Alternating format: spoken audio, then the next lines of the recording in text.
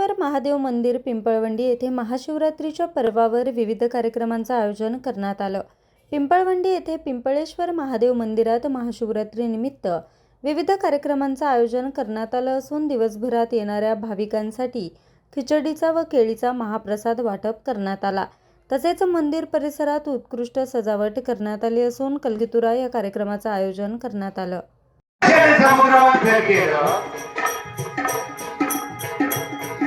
मग शंकराला नंदी केव्हा मिळाला? दोघांचे युद्ध झालं तेव्हा। त्याच्या अगोदर शंकराला नंदी होता का? शंकर होते ना, शंकर होते ना। ब्रह्म विष्णू महेश ब्रह्मदेवाने सृष्टी निर्माण करायची, विष्णूला पालन करायचं आणि शंकराला संहार करायचा। हे अगोदरच झाले, हे अगोदर झाले। मग आता माझी छोटीशी शंका आहे, शंका कशी आहे बा? नंदीचं शंकराचं युद्ध झालं त्यावेळेला नंदीची प्राप्ती शंकराला झाली। नंदीची प्राप्ती कोणाला झाली? शंकराला झाली। तेव्हापासून नंदी शंकराचं वाहन झालं। पण त्याच्या अगोदर भगवान शंकर पृथ्वीवर काही पायी पायी येत होते का?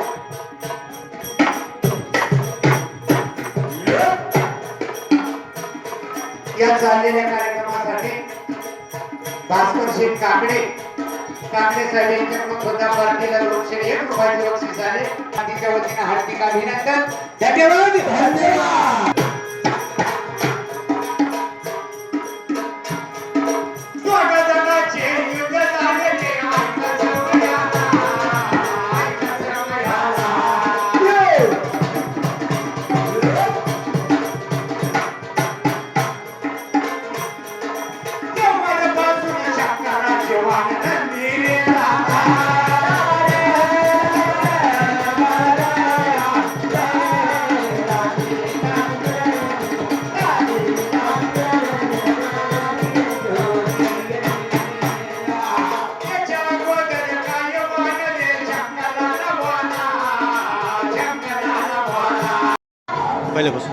या मंदिराच्या स्थापनेपासून हा सुरू करण्यात आलेला आहे। जवळजवळ महाशिवरात्रीच्या दिवशी जवळजवळ 20 ते 25,000 30,000 लोक ये जा करत असतात। त्या दिवशी दर्शन घेतात। त्यावेळेस महाप्रसाद खिचडी केळी वाटप होते आणि त्याचबरोबर या मंडळाने काकडे मंडळाने याचे जे अध्यक्ष आहे आत्ताचे मंगेश गुलाबराव काकडे यांच्या हस्ते महाआरती होते। त्याच्यानंतर महाप्रसाद हा 8 ते 2 वाजेपर्यंत फराळाचा कार्यक्रम होतो। त्याच्यानंतर कलगीतुऱ्याचा कार्यक्रम हा चालू असतो। ह्या देवाची आख्यायिका म्हणजे ह्या देवळाची साधारणतः स्थापना 300 ते 350 वर्षापूर्वीची आहे। त्याच्यानंतर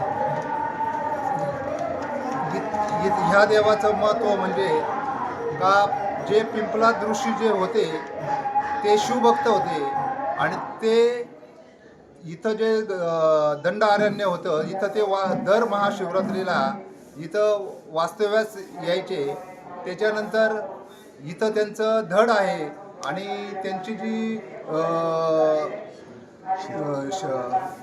शीर हे पारनेर तालुक्यातील विरोली या गावामध्ये आहे। त्यानंतर यांचा जो श्रावण महिन्यामध्ये चार सोमवारी किंवा पडणारे जे सोमवार आहे त्यामध्ये प्रचंड प्रमाणात इथं सुद्धा त्यावेळेस मोठा कुस्त्यांचा कार्यक्रम यात्रेचं स्वरूप त्याला येत असतं आणि त्यावेळेस कुस्त्याचा कार्यक्रम त्यावेळेस सुद्धा साधारणतः 10 ते 15,000 लोक येत असतात। अशा प्रकारे दरवर्षी हा कार्यक्रम चालू असतो। दादा नमस्कार, आपलं गाव? पिंपळवंडी। आपण इथे या ट्रस्टमध्ये काय पदावर आहात? सचिव पदावर काम करतो. बरं, ह्या मंदिराची आख्यायिका कशी आहे? आख्यायिका म्हणजे फार पुरातन मंदिर आहे ही. 300-350 वर्षापूर्वी बांधलेलं मंदिर आहे. मंदिर हेमाडपंथी आहे. हेमाडपंथी मंदिर असून आता आम्ही इथं पूर्ण खडकाळ क्षेत्र होतं ते डेव्हलप करून आम्ही लोकोपयोगी सगळ्या सुविधा निर्माण केलेल्या आहेत इथं. नाही, ह्या मंदिराची आख्यायिका कशी आहे? पिंपलाद ऋषींचं इथं वास्तव्य होतं आणि ते प्रत्येक वर्षी काशी यात्रेला जायचे. काशी यात्रेला जाताना ते टोटली पायी जायचे. नंतर वार्धक्यामुळं त्यांना काशी यात्रेचं जाता येत नव्हतं. त्यांनी काय केलं, मग आपलं शिर काढलं आणि काशी यात्रेला पाठवलं. मीनवाईल बिरोली इथं शंकरांनी त्यांना भेट दिली आणि तिथं शिराची स्थापना झाली आणि ते क्षीर धड इथं येऊन त्यांनी इथं पिंपलाद ऋषींना सांगितलं की मी इथं कायमस्वरूपी लिंग स्वरूपात राहणार आहे, तुम्ही काशीला येण्याची आवश्यकता नाही, हे भगवान शंकरांनी सांगितलं. भगवान शंकरांनी सांगितलं. आणि त्याच्यानंतर मग इथं ते यांची हे झालेली आहे, लिंगाची स्थापना झाली आणि मंदिराची लिंग उभारणी. स्वरूपात. बरं, ह्या ठिकाणी वर्षभरात काय काय कार्यक्रम होतात? श्रावण महिन्यामध्ये प्रत्येक श्रावणी सोमवारी अभिषेक होतात. नंतर पुन्हा भजनाचे कार्यक्रम असतात. 8 ते संध्याकाळी लोक येईपर्यंत खिचडी प्रसाद वाटप केली जाते. नंतर 4-4:30च्या पुढे आखाडा कुस्त्यांचा आखाडा भरवला जातो मोठ्या प्रमाणात. त्याच्यासाठी महाराष्ट्रातून सगळीकडून पैलवान येत असतात. त्याच्यानंतर महाआरती होती आणि मग तो सोमवारचा कार्यक्रम संपला जातो.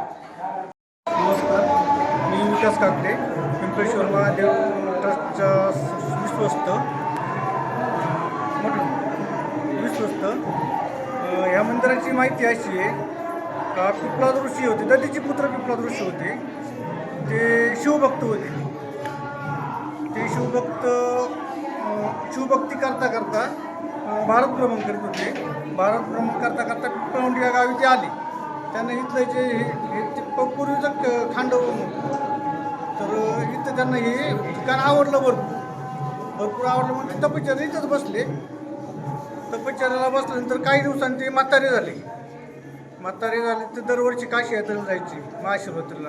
त्यांना काय नंतर जाता येत नव्हतं. मग त्यांची जी योग साधनं होती, त्या योग साधनेने शिरधडा वेगळं केलं आणि काशीला पाठवलं दर्शनासाठी. तर हे महादेवांना कळालं, शिर इकडून निघालं आणि महादेव तिकडून काशीवरून निघालं दर्शनासाठी. तर विरोली गाव, पारणे तालुक्यात विरोली गाव आहे, तिथं महादेवाची आणि शिराची भेट झाली. तिथं त्याची प्रतिष्ठापना केली. ते शिर घेऊन पिंपळवंडी क्षेत्र आले. शिर जोडलं, त्यांना दर्शन दिलं आणि म्हणाले की आता तुला काय काशी हिस्ट्री याची गरज नाही आहे, मी इथंच राहीन, इथंच वास करीन. त्या गंगेसह ते आले. इथं पाण्याचं कुंड आहे, गंगाकुंड म्हणून एक ते, आणि इथं शिवलिंग तयार झालं. तेव्हापासून हे 12 शतकातलं शिवमंदिर आहे. खूप पुरातन लोकांना भरपूर याचा अनुभव आला आहे. आणि ते जे कुंड आहे ते 12 महिने पाणी असते, कमी होत नाही, जास्त होत नाही, तेवढंच पाणी असते. शामभाऊ, आपण या देवस्थानाबद्दल काय सांगा? खरं तर आपल्या पिंपळवंडीतलं हे एक प्रसिद्ध मंदिर आहे, जुनं पुरातन मंदिर आहे. आणि या ठिकाणी पूर्वी म्हणजे काही व्यवस्था नव्हती, म्हणजे अवस्था झालेली होती. परंतु अलीकडच्या काळात भक्तांनी एवढं म्हणजे भाविक श्रद्धा जी वाढली लोकांची, आणि त्या माध्यमातून आमचे बाळासाहेब काकडे असतील, मंगेशांना काकडे असतील, हे अध्यक्ष झाल्यानंतर खूप म्हणजे अशी प्रगती केली आणि लोकांनी भरभरून असा उत्साह करून जे काही आपलं योगदान त्या ठिकाणी दिलेलं आहे. आणि म्हणून आज ही तुम्ही यात्रा पाहता या ठिकाणी श्रावणी सोमवारमध्ये आखाडा असतो, म्हणजे 4ही सोमवार चांगल्या मोठ्या कुस्तीचा आखाडा असतो. आज ह्या ठिकाणामधून तुम्हाला सांगतो पायी कावड दिंडी 16 म्हणजे भीमाशंकर या ठिकाणी जाते या ठिकाणी. त्याचप्रमाणे पालखी आपली साहेब शिर्डीला या ठिकाणीच पालखी जाते. म्हणजे हे एक अतिशय भावनिकतेशी जुळलेला असल्यामुळं सगळं या ठिकाणी भक्तांचा ओढ आहे. आणि आमच्यासारखे श्रद्धाळू म्हणजे राजकारणी असतील, वारकरी असतील, सगळे या ठिकाणी येऊन ना आपली काही श्रद्धा असते, आपली काही भावना, आपली मनोकामना या ठिकाणी प्रकट करतो आणि त्यांना पावतो देव. त्यामुळे ना सगळ्यांची श्रद्धा अतिशय दूर झालेली आणि लोकांचं आता या ठिकाणी पाहिलं की हे पिंपळवंडी ते नाही, बाहेरच्या राज्यातून अनेक लोक या ठिकाणी येत असतात आणि म्हणून या ठिकाणी एक थोडं महत्त्व जे म्हणतोय ते प्राप्त झालेलं आहे. अशा बऱ्याचशा काही गोष्टी या ठिकाणी सांगता येईल. तुम्ही आता बाजूचा परिसर जर पाहिला तर असं नंदनवन झाल्यासारखं वाटतं आणि म्हणून या ठिकाणी मुलंसुद्धा चांगल्या अभ्यासाच्या दृष्टिकोनातून भगवंताला प्रार्थना करतात की आम्हाला थोडेसे हे पडू दे. अशी जशी भावना म्हणजे लहानाची भावना काय तर मोठ्याची भावना काय अशा प्रकारची श्रद्धा निर्माण झालेली आहे.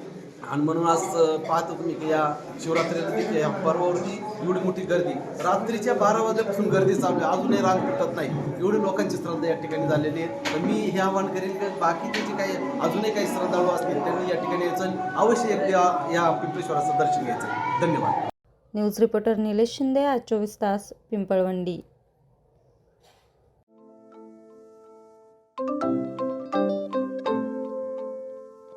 नवनवीन आणि ताज्या घडामोडींसाठी आज 24 तास सबस्क्राईब करा. त्याचबरोबर बेल आयकॉनवर क्लिक करा आणि मिळवा आमच्या बातम्यांच्या नोटिफिकेशन्स. तसेच आज 24 तासची प्रत्येक बातमी आपल्याला कशी वाटली हे कळवा. लाईक करून, कमेंट करून आणि आमच्या बातम्या शेअर सुद्धा करा.